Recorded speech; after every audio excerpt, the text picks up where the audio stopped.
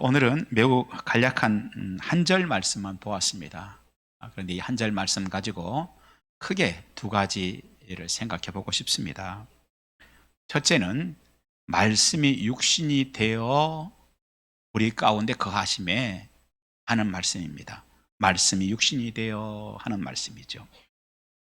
깊은 산속에 살던 수도 원장은 가끔 있는 치통 외에는 걱정이 별로 없는 아주 태평한 사람이었습니다.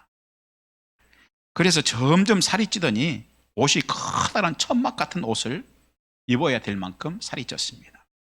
그런데 공교롭게도 그 나라 임금님은 바짝 말라 있었습니다. 수도 원장이 임금님에게 인사를 드리러 가서 임금님께서 너무 바쁘셔서 살필 시간이 없으신 것 같다 하였더니 임금님은 화가 났습니다. 그리고 수도 원장에게 세 가지 질문을 하며 모레 10시까지 그 해답을 가지고 오지 않으면 큰 벌을 받게 될 것이라고 호통을 쳤습니다. 첫째, 내가 입고 있는 이 비싼 옷의 값을 정확하게 얼마인지 맞출 것. 두 번째, 세상의 중심이 어느 곳인지 정확하게 알아올 것. 세 번째, 모레 오전 10시에 내가 어떤 생각을 하고 있는지를 맞출 것. 심한 걱정에 쌓인 원장은 수도원 내에 모든 사람들을 모아놓고 이 문제를 풀어보려고 했습니다. 하지만 시간은 자꾸만 흐르고 해답은 나오지 않았습니다. 그때 깡마르고 보잘것없는 정원지기 한 사람이 나오더니 만일 원장님의 하얀 그 법의를 모레 저에게 주신다면 제가 이 문제를 해결하겠습니다. 라고 합니다. 정해진 날이 되자 정원사는 커다란 옷을 질질 끌고 궁전에 도착했습니다. 왕은 금과 비싼 천으로 장식한 멋진 옷을 입고 거드름을 피우며 나오더니 깜짝 놀랐습니다. 수도 원장의 몰골이 아주 형편없었기 때문입니다. 왕은 내심 사흘 전만 해도 그렇게 살이 디룩디룩하게 하더니 저렇게 되고 말았구나 하고는 의미 있는 웃음을 싹 웃었습니다. 이제 정원사의 차례가 됐습니다. 첫째, 임금님이 입고 있는 비싼 옷의 값을 정확하게 맞춰야 합니다. 정원사가 말합니다. 임금님께서 입고 있는 옷의 값은 정확하게 은화 29냥입니다. 그 이유는 우리 예수님은 은 30에 팔려 가셨기 때문에 임금님의 옷이 아무리 비싸도 30냥이 되어서는 안 되기 때문입니다. 그 말에 아무도 할 말이 없었습니다. 두 번째, 세상의 중심이 어디인지에 대해서 대답을 해야 합니다. 임금님의 자리가 이 세상의 중심입니다. 우리 중 그렇지 않다고 생각하시는 분들은 손을 들고 말해 보시기 바랍니다. 누구도 나서는 사람이 없었습니다.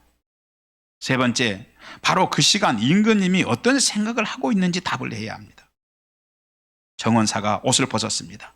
빼빼 마르고 형편없는 정원사였습니다. 그는 전하뿐 아니라 여기 있는 모든 사람들이 지금 하신 생각은 제가 정원사라고 생각하지 않았고 제가 수도원장이라는 생각을 하고 있었습니다. 교훈이 있습니다.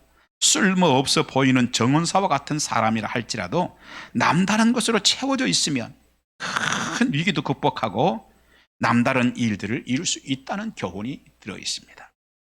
오늘 이 시대는 위기의 시대입니다.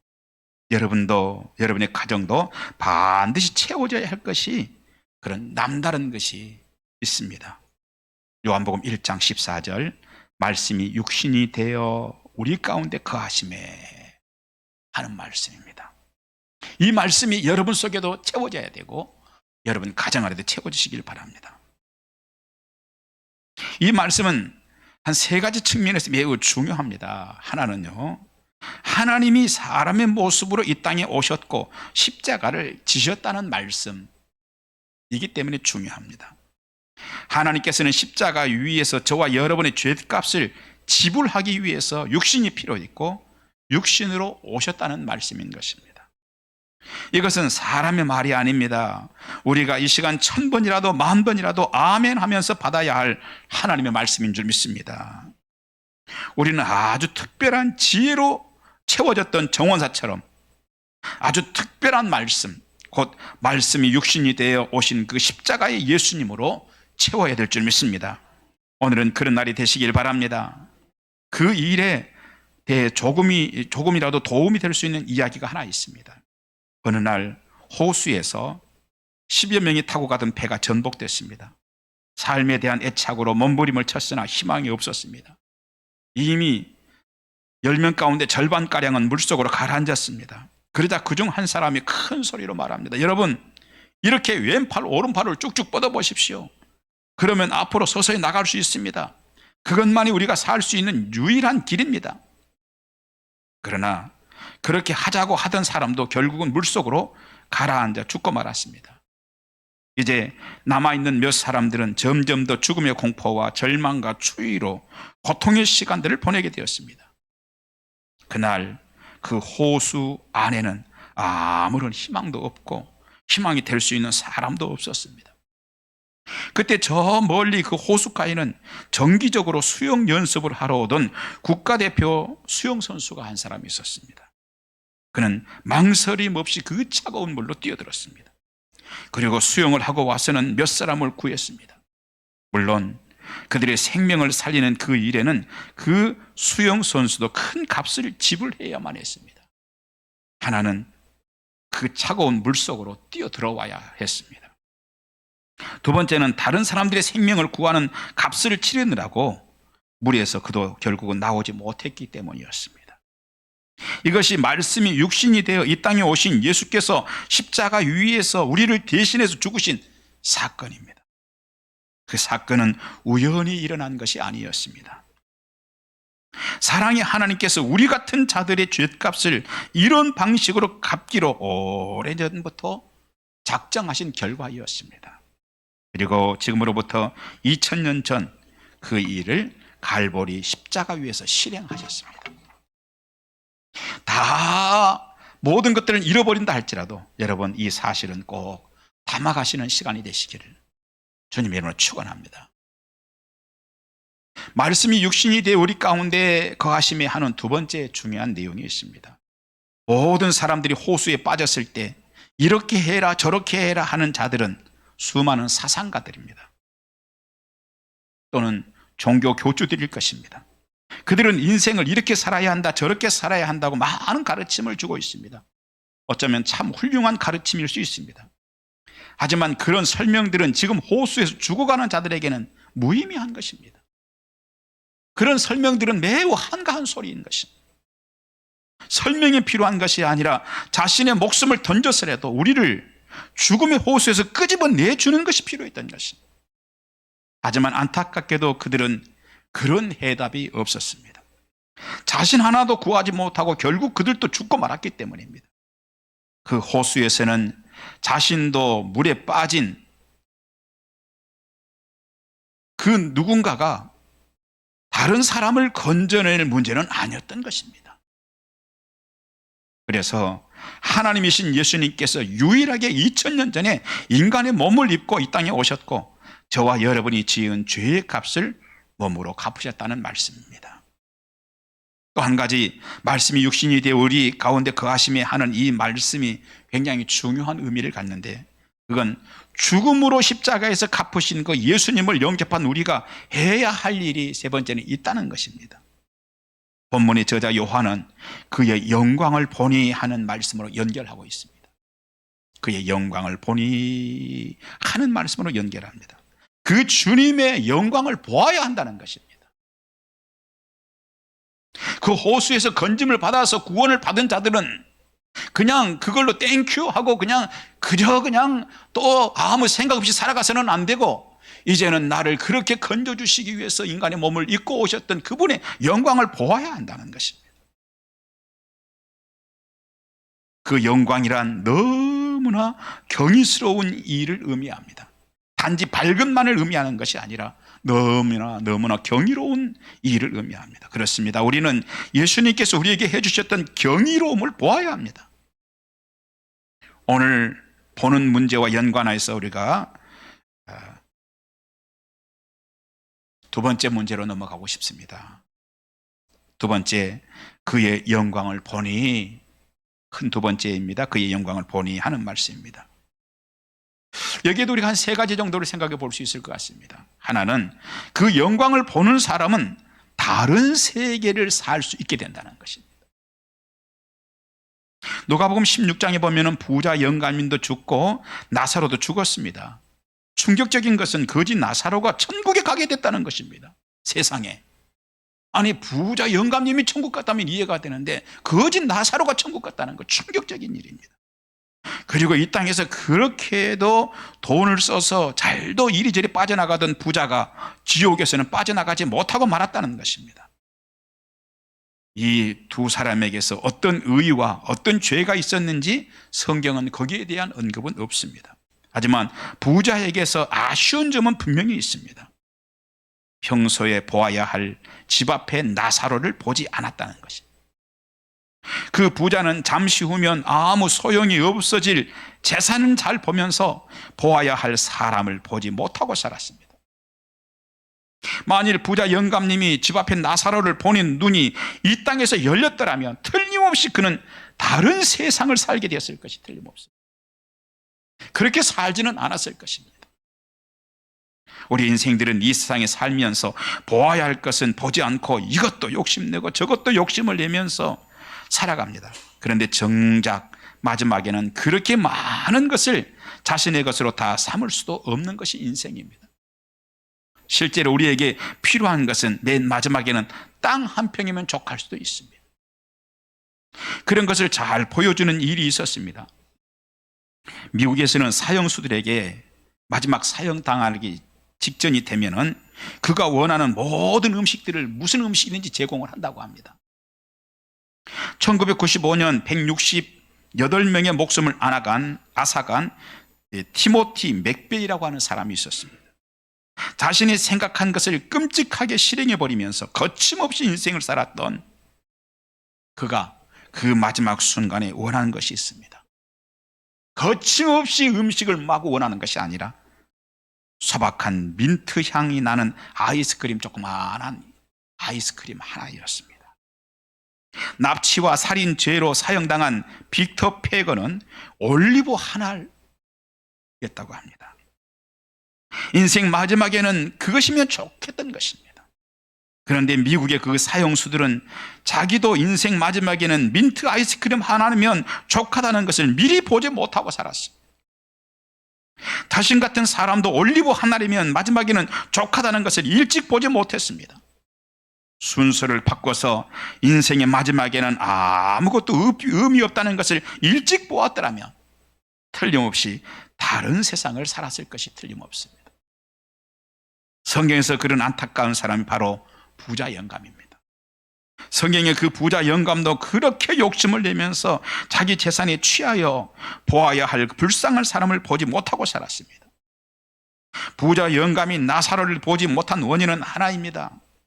세상 재미를 바라보느라고, 또 자신의 많은 재물을 바라보느라고 보아야 할 사람이 보이지 않았기 때문입니다. 하지만 본문의 저자 요한은 예수님에게서 보아야 할 것을 보았습니다. 그래서 오늘 본문에서 그의 영광을 보니 그랬습니다. 그 경이로움을 보았다고, 보아야 할 그 경이로움을 예수님에게서 보았다고 기록하고 있습니다. 그는 그동안에 주변의 사람들이 볼 수 없었던 영광을 예수님에게서 본 적이 있습니다. 예수님께서 베드로와 야고보와 요한 자신을 데리고 산에 올라가셨을 때 기도를 하시는데 찬란한 빛이 산에 가득 찼습니다. 그 빛 속에서 예수님께서 모세와 엘리야와 함께 말씀하시던 그 영광을 보았었습니다. 그런가 하면 죄인과 함께 식사를 하시는 목자의 영광도 보았습니다. 실패하고 병들고 절망하는 자들을 위해서 눈물을 흘리시던 예수님의 그 경이로운 영광도 보았습니다.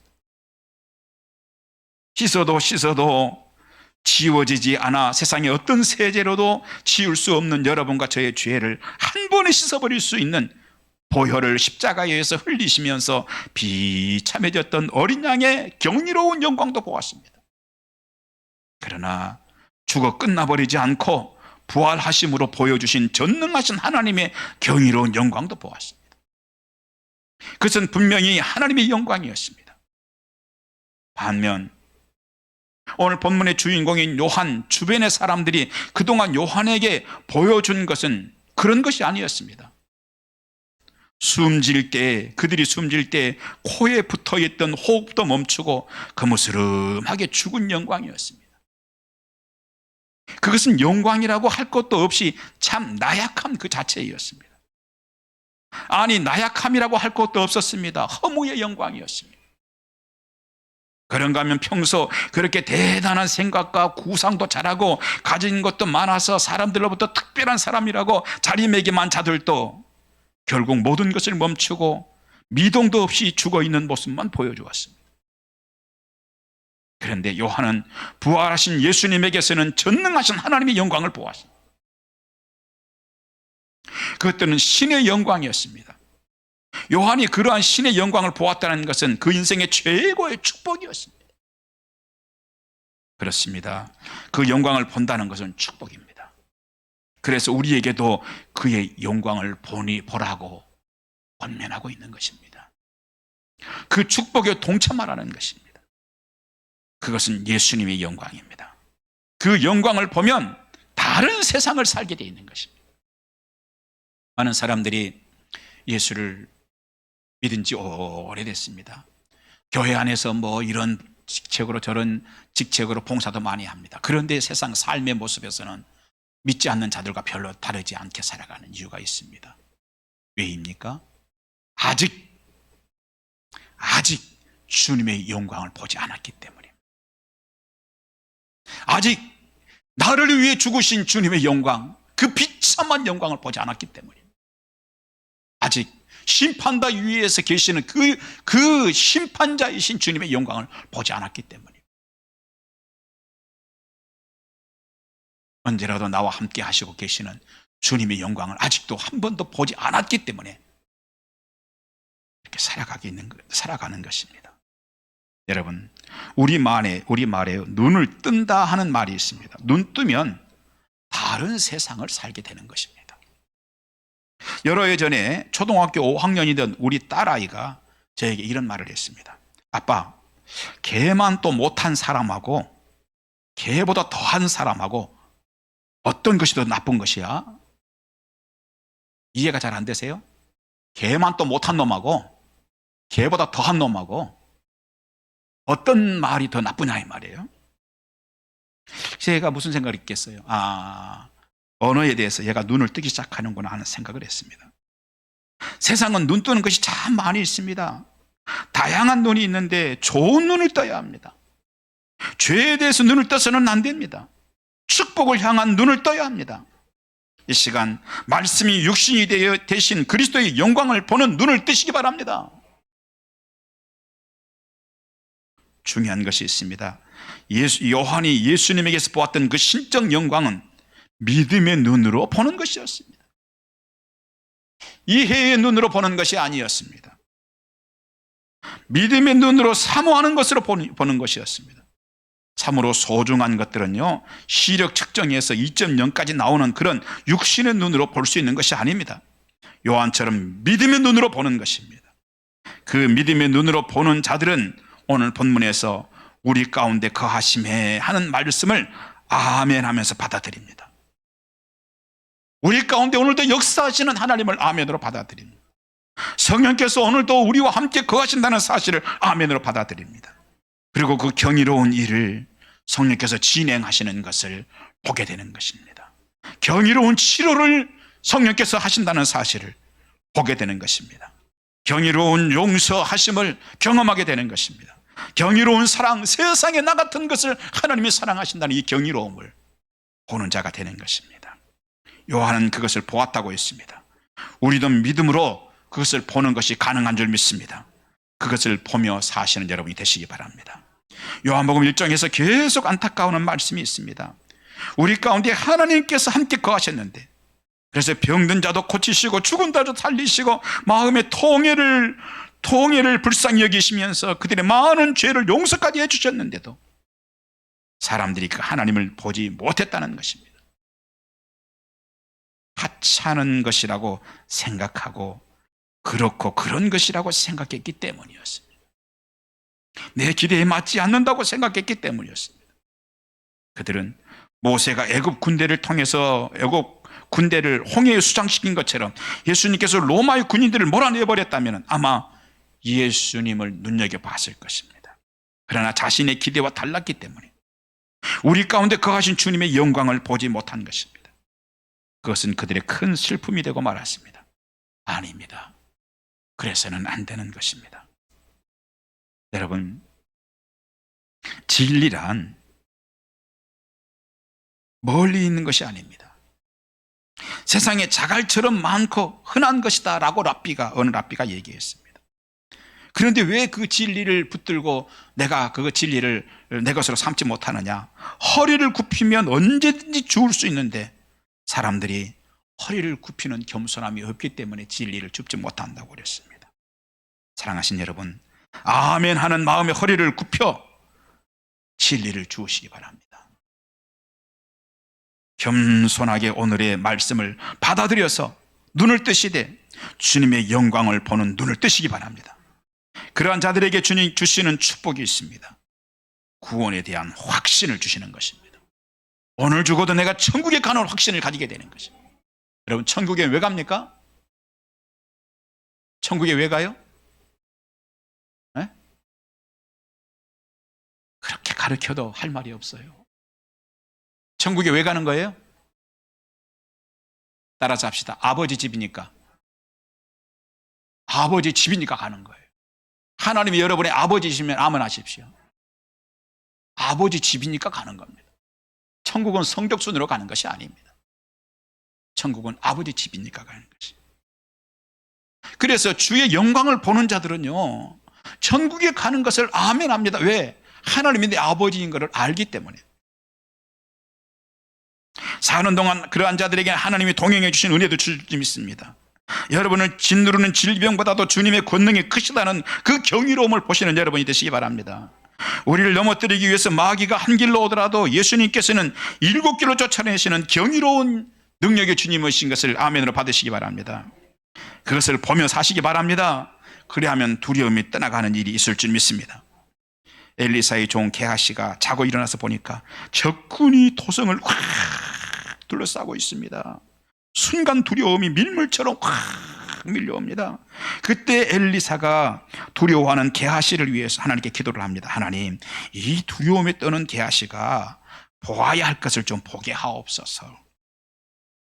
게하시가 다시 눈을 뜨고 봤더니 하늘에 천군과 천사가 쫙 깔려 있습니다.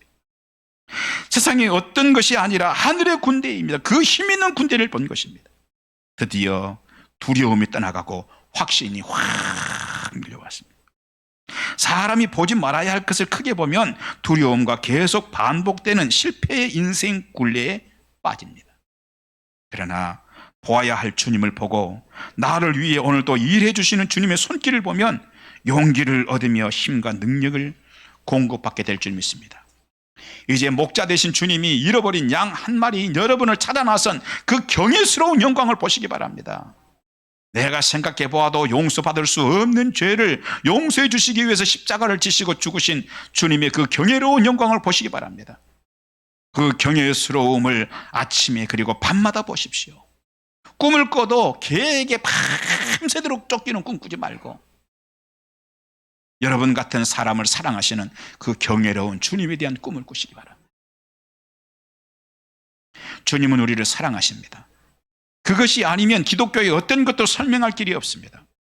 사람에게도 사랑받으면 그것이 큰 힘이 됩니다. 요한양행 유일한 회장은 국가적으로도 존경받았던 사람입니다. 실제로 그를 겪어본 어느 목사님이 있었습니다. 그 목사님이 유한공고에 다닐 때 그 온숫골에서 자취를 하고 있었습니다. 당시는 대부분 학생들이 먹을 것이 없어서 굶기를 밥 먹듯 하던 시대였습니다. 어느 날 아침에 교정에서 어린 자신과 스쳐 지나치던 유일한 회장이 안타까운 표정을 하더니 아침은 먹고 왔느냐? 그렇습니다. 그 학생은 평생 그 말을 잊어버릴 수가 없었습니다. 많은 말이 있었던 것은 아닙니다. 속에서 우러나오는 그 불쌍한 말 몇 마디이면 사람은 감동합니다. 그래서 평생 그 말을 잊을 수가 없었다고 했습니다. 사람의 말 한마디도 그런데 주님의 사랑은 여기에 비할 것이 못 될 줄 믿습니다. 그 사랑의 영광을 여러분도 보시기 바랍니다.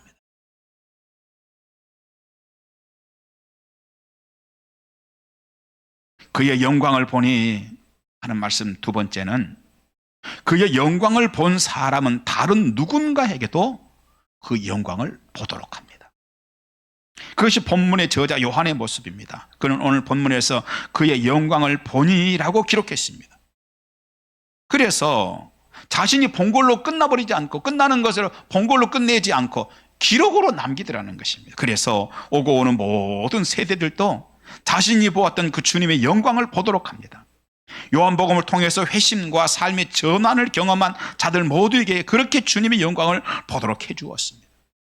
예수님의 십자가와 죽으심과 부활하신 영광을 본 모든 자들도 요한처럼 했습니다. 요한만 그런 것은 아니었습니다.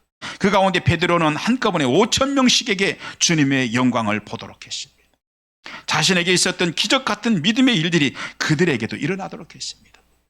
바울은 에베소에서, 갈라디아에서, 고린도에서, 심지어 로마에서도 그리스도의 영광을 보도록 했습니다. 그의 영광을 보니 하는 세 번째, 다른 사람들도 그의 영광을 보도록 하려는 사람들은 자신이 십자가로 나가는 것을 거절하지 않았다 하는 것입니다. 구약의 모세는 호렙산에서 하나님의 영광을 보았습니다. 경외스러운 하나님을 본 것입니다. 그는 자신만 본 것으로 족하지 않았습니다. 도망 나왔던 애굽으로 스스로 들어갔습니다. 이것이 핵심입니다. 왜 갑니까? 이스라엘을 가나안으로 데리고 가기 위해서 갑니다. 아니, 모세 자신이 호렙산에서 보았던 그 하나님을 이스라엘들도 보도록 하기 위해서 다시 들어가는 것입니다. 21세기를 사는 우리가 보아야 하는 것이 있습니다. 육체를 가지고 이 땅에 오셔서 저와 여러분의 죄를 위해 십자가에서 죽으신 예수님의 그 영광을 보아야 합니다. 그리고 이제 우리 주변에 있는 누군가도 볼 수 있도록 해야 하는 것입니다. 그렇게 되면 그 사람도 단지 시각을 바꾸는 것이 아니라 인생 방향을 바꾸는 자들이 될 줄 믿습니다. 그런 사람이 베드로였습니다. 베드로도 도피하던 예루살렘으로 방향을 돌려 다시 돌아갔습니다. 그리고 다른 사람들에게 시각을 바꿔준 것이 아니라 삶의 방향을 바꿔줬습니다.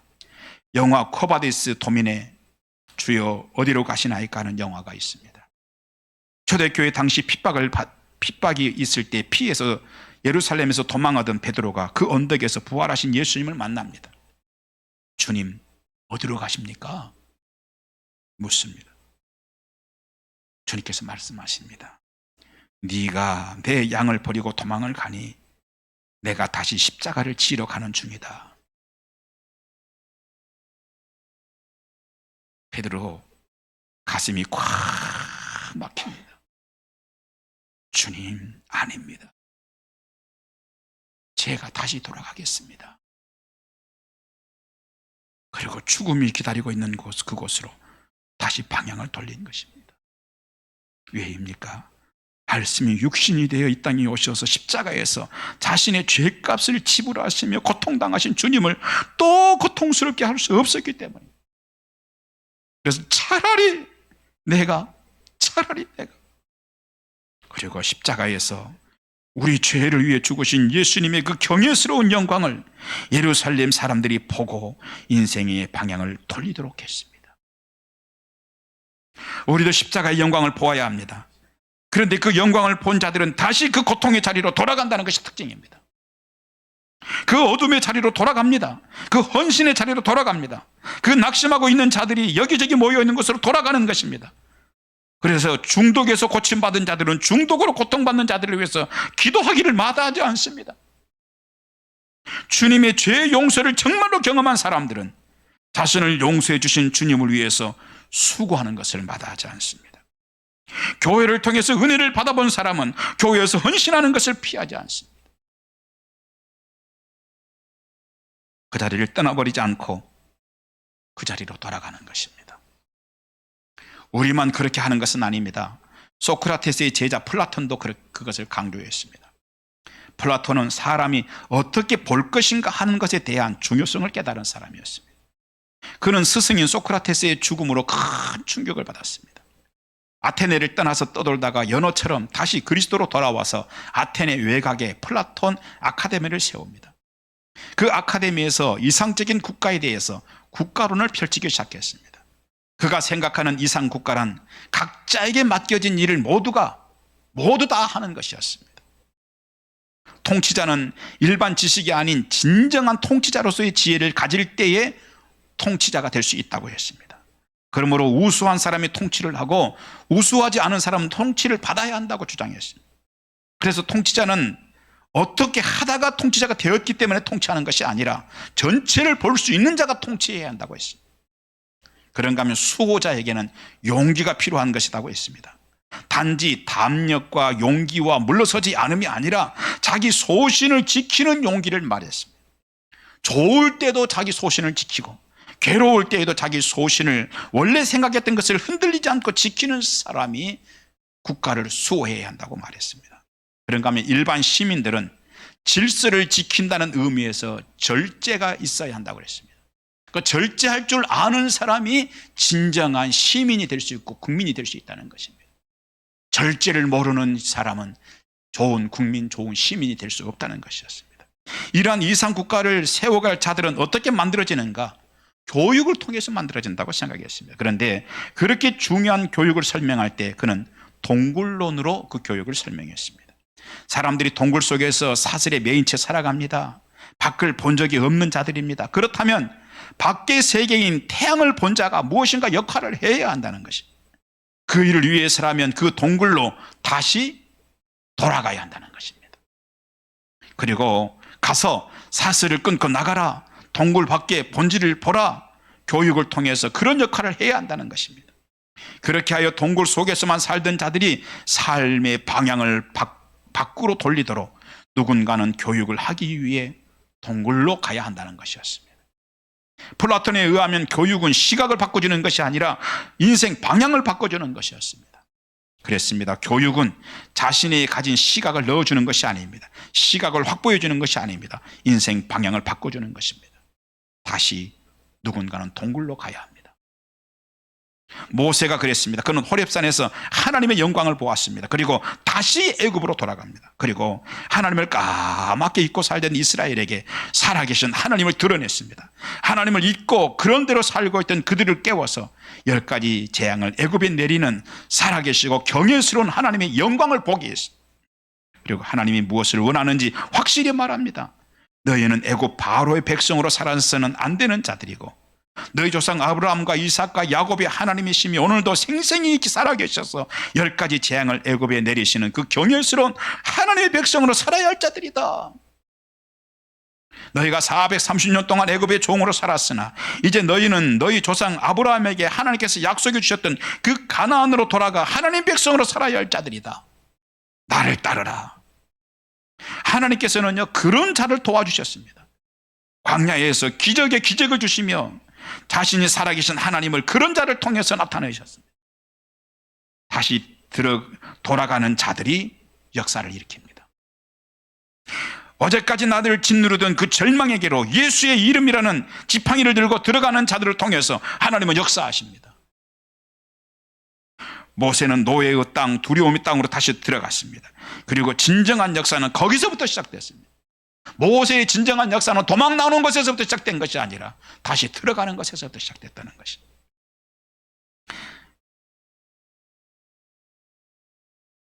우리 개인적으로 우리가 돌아가야 할 것은 어쩌면 두려움거리일 수도 있습니다. 어쩌면 실패했던 경험일 수도 있습니다. 그것들은 피해서 이기는 것이 아니라 맞서서 이기는 것입니다. 죄는 피해서 이기지만 그런 것들은 맞서서 이기는 것입니다. 맞서시기 바랍니다. 오늘 적은 것을 피하려고 한다면 내일 더 큰 것도 피하려고 할 것입니다. 아닙니다. 주여 나를 도우소서 기도하면서 우리가 나아갈 때 하나님께서는 거기에서 두려움의 줄을 끊어주실 것입니다. 결국 믿음의 승리를 하는 자들이 되게 하실 것입니다. 말씀을 마칩니다. 여러분 오늘 이 말씀을 붙드시기 바랍니다. 패배자가 아니라 도전자가 되어 다시 돌아가 보십시다. 고통과 두려움에 지배당하거나 그것을 단지 피하기 위해서가 아니라 이제는 이기기 위해서 예수 이름으로 두려움 없이 서보십시다. 종이 되기 위해서가 아니라 종된 자들의 방향을 돌려주기 위한 모세처럼 겸손하지만 담대함으로 예수라는 지팡이를 들고 다시 그곳에 서시기 바랍니다. 기도하겠습니다. 주여, 오늘 말씀을 들은 자들이 다 용사가 되게 하여 주시옵소서. 주의 영광을 보았다면, 하나님이 살아계신 것을 안다면, 은혜를 받았다면 하나님이여 두려움거리로 피하지 않게 하시고 들어가 무너뜨리게 하시고 넘어서 저희들 되게 하여 주시옵소서. 예수님 이름으로 기도하옵나이다. 아멘.